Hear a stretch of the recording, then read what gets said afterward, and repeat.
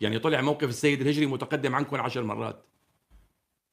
أنتم كمان قيادات شرق الفرات كلكم متشتشين، وأنتم كمان المفروض تغادروا السلطة، من السيد مظلوم عبدي مع كل الاحترام للست إلهام أحمد لأصغر واحد مسؤول عنكم، كلكم لازم تطلعوا تقاعد ويجي جيل جديد يقود المرحلة، ما طلع بإيدكم تساوي شيء.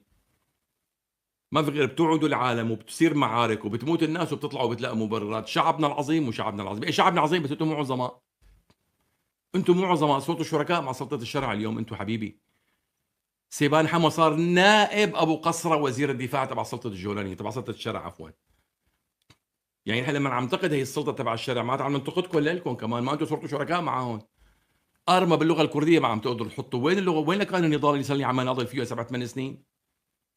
إنه اللغة الكردية لازم تكون لغة رسمية من النظام اللامركزي والفيدرالي لازم يكون بسوريا المجتمع الدولي يضغط نحن ما بدنا مسؤول يضغط عليه المجتمع الدولي، بدنا مسؤول يضغط العالم، يالّا نطلعوا من السلطة أنتم كمان.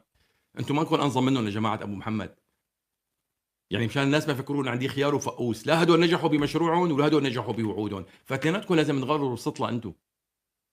في شباب اللي عمرهم 25 و30 و35 و40 سنة مستقلين، عندنا كل شاب كردي بيقارع أكبر سياسي بالعالم، خلّي العالم تيجي تشتغل تحكي تأسس أحزاب، لعلقتوا لديتوا بالكراسي أنتم كمان، هافالجية ومافالجية وأبوجية وبرزانية ومجلس وطني كلّن اختيارية الأحزاب الكردية، مع احترامي للكل، هذه مو قلة احترام لإلكم وإساءة، بس حاجتكم فشلتوا ما قدرتوا تعملوا شي.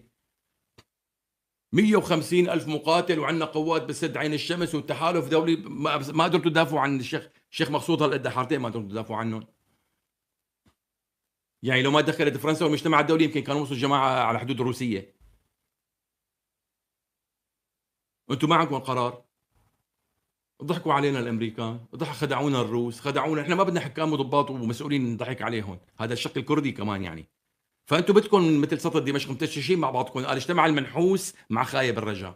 هذا عم يضحك على جمهوره وأنتم عم تضحكوا على جمهوركم بوعود فارغة، وين روجافان؟ وين الإدارة الذاتية؟ وين حق الكرد بالدستور السوري؟ استنى ليجي الدستور، أهلين دستور.